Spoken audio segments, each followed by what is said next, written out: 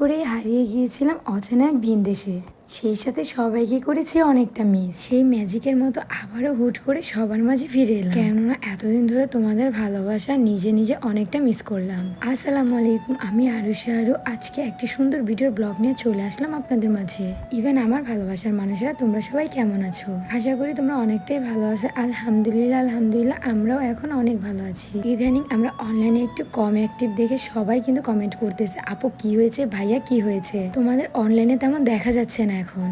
Actually কিছুদিন online থেকে দূরে থাকে দেখলাম। আসলে কি আদৌ তোমরা আমাকে ভালোবাসো কিনা একটা জিনিস ভেবে দেখলাম, মাঝে মাঝে নিজেদেরকেও তো একটু টাইম দিতে হয়। তাই তো সামান্য কিছুদিন অনলাইন থেকে ব্রেক নিয়ে নিলাম। আচ্ছা, এই ভিডিওটা কিন্তু অবশ্যই কমেন্ট করে বলবা কে কে আমাদেরকে মিস করেছো। By the way, Eid ul ফিতরের পরপর কিন্তু আমরা আবার মিউজিক ভিডিও নিয়ে চলে আসছি নতুন একটা।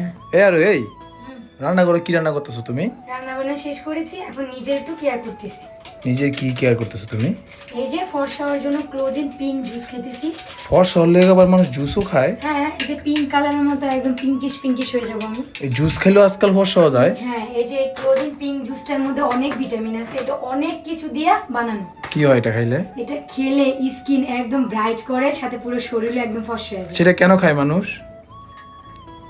যারা ফর্সা হতে চায়, নাইট ক্রিম একদম ইউজ করতে বোরিং লাগে, আলসেমি লাগে, তারা কিন্তু শুধুমাত্র এই জুসটা খেলে খুব খুব খুব তাড়াতাড়ি ফর্সা হয়ে যাবে। কই থেকে নিছো এটা পেস্ট? এই পেস্টটার নাম বলে দাও সবাইকে।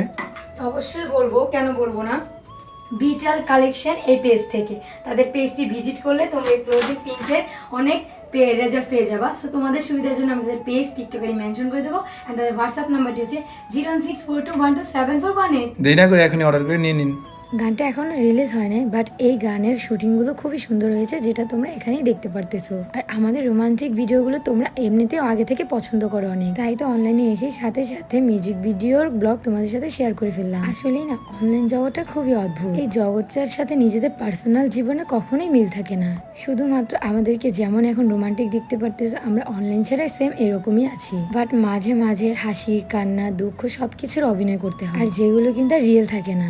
আজকে আমাদের মিউজিক ভিডিওর কোরিওগ্রাফার হচ্ছে ভাইয়া। মাশাআল্লাহ, ভাইয়া যে কোনো অ্যাক্টিং নির্দ্বিধায় অনায়াসে বানিয়ে ফেলতে পারে। একটা মেয়েও মনে হয় এরকম সুন্দর করে অ্যাক্টিং করতে পারবে না। আসলেই মানুষদের সাথে মিশলে এক একজনের থেকে এক একটা অভিজ্ঞতা নেওয়া যায়। ইভেন ভালো মানুষের সাথে মিশলে ভালো কিছু শিখতে পারবা, আর খারাপ মানুষের সাথে মিশলে খারাপ কিছুই শিখবা। আজকে আমাদের মিউজিক ভিডিওর আউটফিট ছিল সবগুলোই শাড়ি। আর আমার ভালোবাসার মানুষেরা তোমরা অনেকেই পছন্দ করো আমাকে শাড়ি পরাতে। আসলে সত্যি শাড়ি পরলে নিজেকে বাঙালিয়ানা মতো লাগে। ডিরেক্টর অ্যান্ড কোরিওগ্রাফার মিলে আমাদের হচ্ছে শুটটা ভালোভাবে দেখিয়ে দিচ্ছি স্টেপগুলো। আর আমাদের মিউজিক ভিডিওর লোকেশনটা হচ্ছে 300 ফিটে। লোকেশনটা জাস্ট ওয়াও ছিল। এই পূর্বাঞ্চলে এখন বেশিরভাগই শুটের কাজ হয়। আচ্ছা, আজকে আমাদের দুজনকে এই আউটফিটে কেমন লাগেছে সবাই একটু কমেন্ট করে বলবা। আর এই দুনিয়াতে না, ভালো মানুষের আসলে তেমন কোনো দাম থাকে না। তুমি যতই ভালো কিছু করো না কেন, তোমার খারাপ দিকটাই তার চোখে বেশি পড়বে। ভালো কিছু করলে সেটা মানুষ ন্যাকামির সাথে নিয়ে নেয়, আর খারাপ কিছু করলে সেটা হচ্ছে বেয়াদবি। তাহলে যেটা করি আমরা সেটাই খারাপ, তাহলে ভালোটা কি? আমার হিরো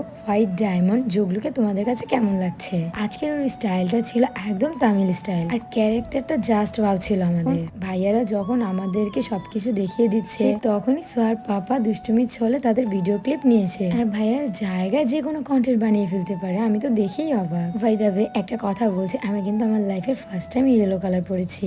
এই শাড়িতে আমাকে কেমন লাগছে সবাই একটু কমেন্টে বলবা। আজকের শুটের মধ্যে এটা ছিল আমাদের লাস্ট সিন।